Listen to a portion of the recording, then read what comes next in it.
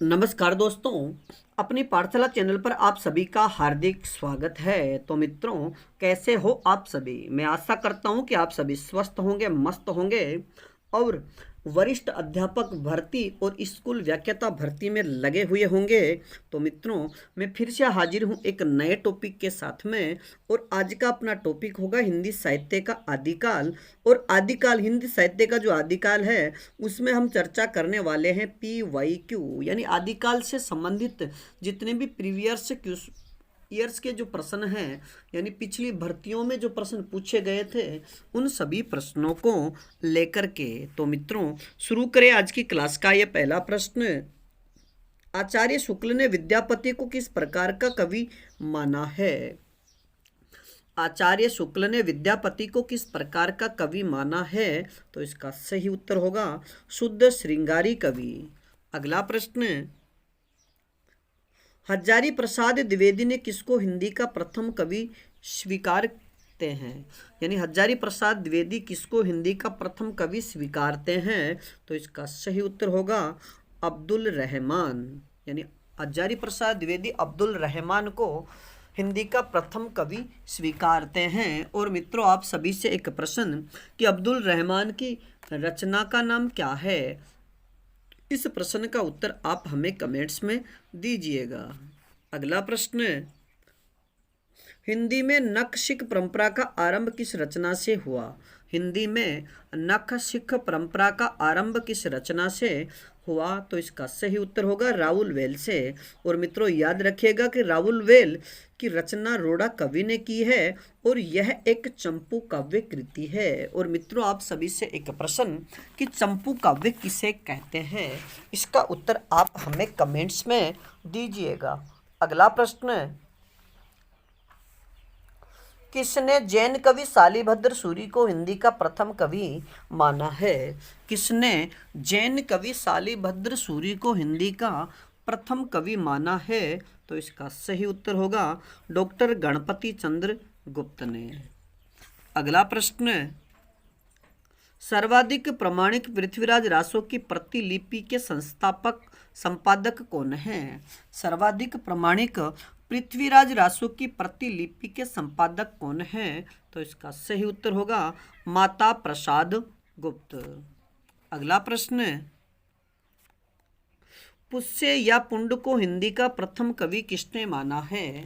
पुष्य या पुंड को हिंदी का प्रथम कवि किसने माना है? तो इसका सही उत्तर होगा शिव सिंह सेंगर ने। और मित्रों, आप सभी से एक प्रश्न कि राहुल सांकृत्यायन ने हिंदी का प्रथम कवि किसे माना है? यानी राहुल सांकृत्यायन ने हिंदी का प्रथम कवि किसे माना है? इस प्रश्न का उत्तर आप हमें कमेंट्स में दीजिएगा।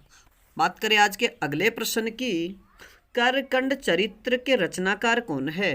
करकंड चरित्र के रचनाकार कौन है? तो इसका सही उत्तर होगा कनकामर मुनि। अगला प्रश्न, आचार्य रामचंद्र शुक्ल के अनुसार हिंदी का प्रथम महाकाव्य कौन सा है? आचार्य रामचंद्र शुक्ल के अनुसार हिंदी का प्रथम महाकाव्य कौन सा है? तो इसका सही उत्तर होगा पृथ्वीराज रासो। और मित्रों, आचार्य रामचंद्र शुक्ल ने हिंदी का प्रथम कवि पृथ्वीराज रासो के रचयिता चंद्रबरदाई को माना है। अगला प्रश्न, हिंदी भाषा में लिखा गया हिंदी साहित्य का प्रथम इतिहास ग्रंथ कौन सा है? हिंदी भाषा में लिखा गया हिंदी साहित्य का प्रथम इतिहास ग्रंथ कौन सा है? तो इसका सही उत्तर होगा शिव सिंह सरोज। और मित्रों, शिव सिंह सरोज की जो रचना है ये शिव सिंह सेंगर ने की है और इसकी रचना 1883 ईस्वी में हुई है। मित्रों, याद रखिएगा कि शिव सिंह सरोज का जो ग्रंथ है ये हिंदी भाषा में लिखा गया हिंदी साहित्य का प्रथम इतिहास ग्रंथ है। तो मित्रों, आपको बताना है कि हिंदी साहित्य का इतिहास सर्वप्रथम किस भाषा में लिखा गया था। इस प्रश्न का उत्तर आप हमें कमेंट्स में दीजिएगा। अगला प्रश्न, आदिकाल को वीर काल नाम किसने दिया? आदिकाल को वीर काल नाम किसने दिया? तो इसका सही उत्तर होगा विश्वनाथ प्रसाद मिश्र ने। अगला प्रश्न, आदिकाल को पुरानी हिंदी काल कहकर के किसने पुकारा है? आदिकाल को पुरानी हिंदी काल कहकर के किसने पुकारा है? तो इसका सही उत्तर होगा चंद्रधर शर्मा गुलेरी ने। अगला प्रश्न, जॉर्ज ग्रियर्सन ने हिंदी साहित्य के इतिहास लेखन में सर्वाधिक सहायता किस ग्रंथ से ली है? कि जॉर्ज ग्रियर्सन ने हिंदी साहित्य के इतिहास लेखन में सर्वाधिक सहायता किस ग्रंथ से ली है? तो इसका सही उत्तर होगा शिव सिंह सरोज ग्रंथ से। अगला प्रश्न, the modern vernacular literature of Hindustan के कौन से अध्याय में काल विभाजन का स्पष्ट निर्देश है? The modern vernacular literature of Hindustan के कौन से अध्याय में काल विभाजन का स्पष्ट निर्देश है? तो इसका सही उत्तर होगा 12वें अध्याय में। और मित्रों याद रखिएगा कि इस ग्रंथ में केवल हिंदी कवियों का उल्लेख किया गया है। अब बात करें आज के अगले प्रश्न की, किसके द्वारा लिखा गया हिंदी साहित्य का इतिहास एक पुस्तक के रूप में सबसे बड़ा है? यानी किसके द्वारा लिखा गया हिंदी साहित्य का इतिहास एक पुस्तक के रूप में सबसे बड़ा है? तो इसका सही उत्तर होगा डॉक्टर रमाशंकर शुक्ल रसाल का। अगला प्रश्न, राजस्थानी साहित्य की रूपरेखा के लेखक कौन हैं? राजस्थानी साहित्य की रूपरेखा के लेखक कौन हैं? तो इसका सही उत्तर होगा मोतीलाल मेनारिया। अब बात करें आज के अगले प्रश्न की, डॉक्टर रमाशंकर शुक्ल रसाल ने हिंदी साहित्य के इतिहास ग्रंथ में आदिकाल को क्या नाम दिया? डॉक्टर रमाशंकर शुक्ल रसाल ने हिंदी साहित्य के इतिहास ग्रंथ में आदिकाल को क्या नाम दिया? तो इसका सही उत्तर होगा जयकाल। और मित्रों बताना है कि डॉक्टर रमाशंकर शुक्ल रसाल ने रीतिकाल को क्या नाम दिया है? इस प्रश्न का उत्तर आप हमें कमेंट्स में दीजिएगा। अगला प्रश्न, आदिकालीन साहित्य में गद्य का प्राचीनतम ग्रंथ कौन सा है?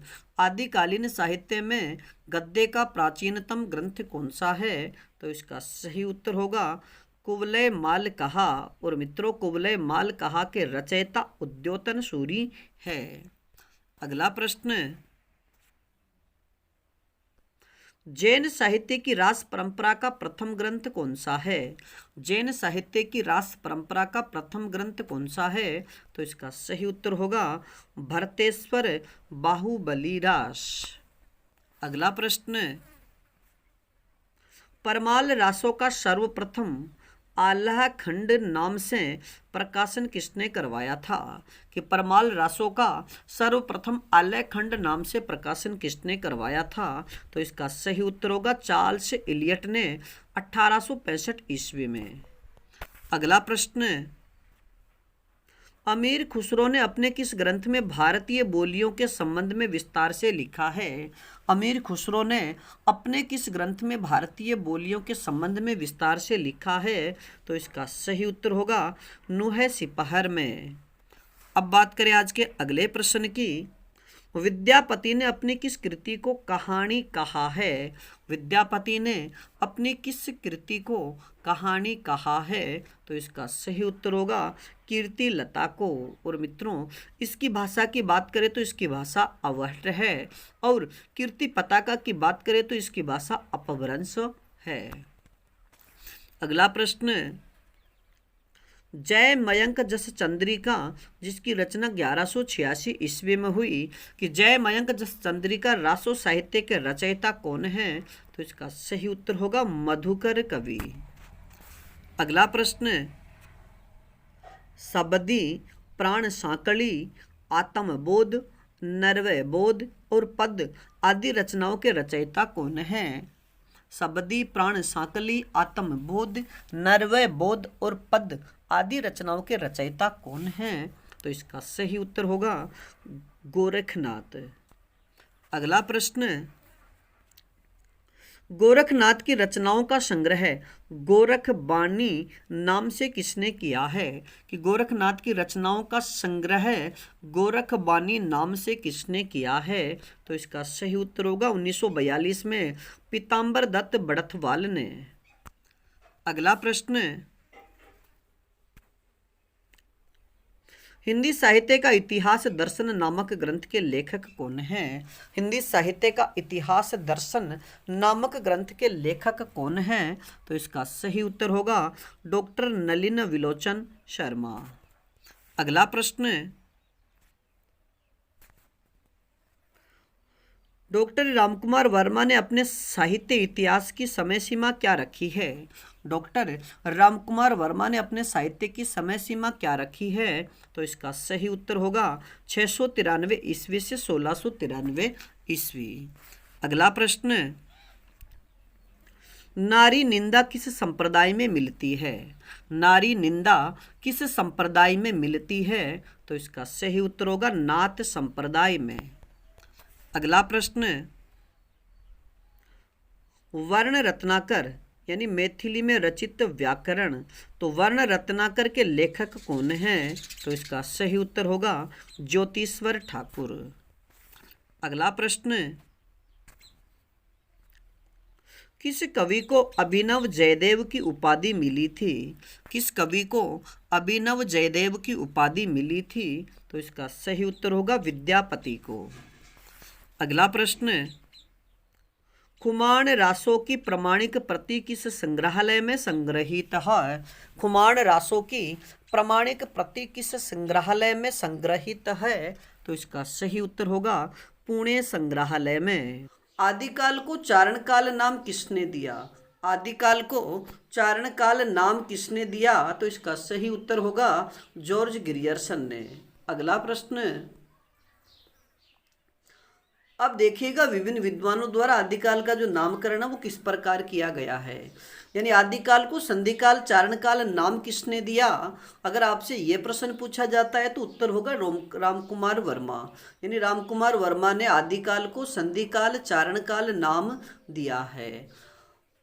और आदिकाल को वीर गाथा काल नाम किसने दिया? यानी आदिकाल को वीर गाथा काल नाम किसने दिया? तो इसका सही उत्तर होगा आचार्य रामचंद्र शुक्ल ने। और मित्रों याद रखिएगा कि आचार्य रामचंद्र शुक्ल द्वारा आदिकाल को वीर गाथा काल जो नाम दिया गया है, इसी के आधार पर ये जो काल है ये सबसे ज़्यादा विवादित रहा है। यानी आचार्य शुक्ल का जो काल विभाजन है उसमें वीर गाथा काल जो नाम है ये सबसे विवादित विषय रहा। अब आपसे एक प्रश्न कि ये डॉक्टर रामकुमार वर्मा ने हिंदी साहित्य की जो हिंदी साहित्य का इतिहास की शुरुआत कब से मानी है? इस प्रश्न का उत्तर आप हमें कमेंट्स में दीजिए। अगला प्रश्न, आदिकाल को आरंभिक काल किसने कहा है? आदिकाल को आरंभिक काल किसने कहा? तो इसका सही उत्तर होगा मिस्र बंधु। और मित्रों आप हमें कमेंट्स में इस प्रश्न का उत्तर दीजिए कि मिस्र बंधु नाम से जो 3 भाई थे उनके नाम क्या क्या हैं, क्योंकि इनकी चर्चा हमने पहले वाली क्लास में कर दी है। तो आप उनके नाम हमें कमेंट्स में बताइएगा। अगला प्रश्न, आदिकाल को आदिकाल नाम किसने दिया? यानी हिंदी साहित्य का प्रथम युग आदिकाल को आदिकाल नाम किसने दिया? तो इसका सही उत्तर होगा हजारी प्रसाद द्विवेदी, डॉक्टर रमाशंकर शुक्ल रसाल और डॉक्टर नगेंद्र। यानी आचार्य हजारी प्रसाद द्विवेदी, डॉक्टर रमाशंकर शुक्ल रसाल और डॉक्टर नगेंद्र ने आदिकाल को आदिकाल नाम दिया है। अगला प्रश्न, बीज वपन काल यानी आदिकाल को बीज वपन काल नाम किसने दिया? तो इसका सही उत्तर होगा महावीर प्रसाद द्विवेदी। मित्रों याद रखिएगा एक तो इनके नाम और एक इनके नाम देने वाले जो विचारक हैं उनको, क्योंकि ये कूट भाषा का प्रश्न भी पूछा जा सकता है, सीधा प्रश्न भी आपसे पूछा जा सकता है, फिर कौन सा असंगत है यह भी आपसे पूछा जा सकता है। इसलिए सभी का काल विभाजन का एक तो जैसे बीज वपन काल किसने दिया? महावीर प्रसाद द्विवेदी ने। आदिकाल हजारी प्रसाद द्विवेदी, रमाशंकर शुक्ल रसाल, डॉक्टर नगेंद्र। तो इनको आप विशेष रूप से याद रखिएगा। आदिकाल को वीर काल नाम किसने दिया? आदिकाल को वीर काल नाम किसने दिया? तो इसका सही उत्तर होगा विश्वनाथ प्रसाद मिश्र ने। अगला प्रश्न, आदिकाल को सिद्ध सामंत काल किसने कहा है? आदिकाल को सिद्ध सामंत काल किसने कहा? तो इसका सही उत्तर होगा राहुल सांकृत्यायन ने। और मित्रों, राहुल सांकृत्यायन का मूल नाम क्या है? ये इस प्रश्न का उत्तर आप हमें कमेंट्स में दीजिएगा। और आपको बता दें कि राहुल सांकृत्यायन को महापंडित की उपाधि भी दी गई थी, क्योंकि इन्हें विभिन्न भाषाओं का ज्ञान, अनेक भाषाओं का ज्ञान होने के कारण इन्हें महापंडित भी कहा जाता है। अगला प्रश्न, आदिकाल को अपभ्रंश काल किसने कहा? आदिकाल को अपभ्रंश काल किसने कहा? तो इसका सही उत्तर होगा डॉक्टर धीरेन्द्र वर्मा और डॉक्टर बच्चन सिंह ने। अगला प्रश्न, आदिकाल को अंधकार काल किसने कहा है? आदिकाल को अंधकार काल किसने कहा? तो इसका सही उत्तर होगा डॉक्टर कमल कुलश्रेष्ठ ने। और मित्रों, अगला प्रश्न, आदिकाल को शून्यकाल नाम किसने दिया? आदिकाल को शून्यकाल नाम किसने दिया? तो इसका सही उत्तर होगा डॉक्टर गणपति चंद्र गुप्त ने। अगला प्रश्न, और आदिकाल को पुरानी हिंदी यानी आदिकाल को पुरानी हिंदी किसने कहा है? तो इसका सही उत्तर होगा चंद्रधर शर्मा गुलेरी ने। अब बात करें आज के अगले प्रश्न की। आचार्य शुक्ल ने रीतिकाल की समय सीमा क्या मानी है? आचार्य रामचंद्र शुक्ल ने रीतिकाल की समय सीमा क्या मानी है? तो इसका सही उत्तर होगा विक्रम संवत 1700 से विक्रम संवत 1900 तक। अगला प्रश्न, अब अगला प्रश्न है, विभिन्न विद्वानों द्वारा रीतिकाल का नामकरण, यानी विभिन्न विद्वानों द्वारा रीतिकाल को क्या क्या नाम दिया गया। अगर सबसे पहला प्रश्न कि रीतिकाल को अलंकृत काल किसने कहा है? रीतिकाल को अलंकृत काल किसने कहा है? तो इसका सही उत्तर होगा मिश्र बंधुओं ने। अगला प्रश्न, रीतिकाल को कलाकाल किसने कहा? रीतिकाल को कलाकाल किसने कहा है? तो इसका सही उत्तर होगा रमा शंकर शुक्ल रसाल ने। अगला प्रश्न, रीतिकाल को श्रृंगार काल किसने कहा है? मित्रों, ये श्रृंगार है ना, टाइपिंग में सही नहीं लिखा जा रहा था। श्रृंगार लिखा जाएगा सीधा, इसमें ये रह नहीं आएगा, यानी श्रृंगार शुद्ध रूप से ऐसे लिखा जाएगा। तो श्रृंगार काल को यानी रीतिकाल को श्रृंगार काल नाम किसने दिया? तो इसका सही उत्तर होगा डॉक्टर विश्वनाथ प्रसाद मिश्र ने। आचार्य हजारी प्रसाद द्विवेदी ने रीतिकाल को श्रृंगार काल कहा है। अगला प्रश्न, रीतिकाल को रीतिकाल नाम किसने दिया? रीतिकाल को रीतिकाल नाम किसने दिया? तो इसका सही उत्तर होगा आचार्य रामचंद्र शुक्ल ने। अगला प्रश्न, रीतिकाल को रीति श्रृंगार काल किसने कहा है? रीतिकाल को रीति श्रृंगार काल किसने कहा? तो इसका सही उत्तर होगा डॉक्टर भागीरथ मिश्र ने। अब बात करें आज के अगले प्रश्न की। विभिन्न विद्वानों द्वारा आधुनिक काल का नामकरण, यानी विभिन्न विद्वानों द्वारा आदिकाल को जो नाम दिया गया है, हम उसकी बात करें तो आदिकाल को सर्वप्रथम यानी आदिकाल को गद्य काल किसने कहा है? आदिकाल को गद्य काल किसने कहा? तो इसका सही उत्तर होगा आचार्य रामचंद्र शुक्ल ने। अगला प्रश्न, आदिकाल को वर्तमान काल किसने कहा है? आदिकाल को वर्तमान काल किसने कहा? तो इसका सही उत्तर होगा मिश्र बंधुओं ने। अब बात करें आज के अगले प्रश्न की। आदिकाल को यानी आधुनिक काल को, मित्रों ये आधुनिक काल है, आधुनिक काल को वर्तमान काल मिश्र बंधुओं ने कहा। और आधुनिक काल को आधुनिक काल किसने कहा है? आधुनिक काल को आधुनिक काल किसने कहा? तो इसका सही उत्तर होगा डॉक्टर रामकुमार वर्मा, गणपति चंद्र गुप्त और डॉक्टर नगेंद्र ने।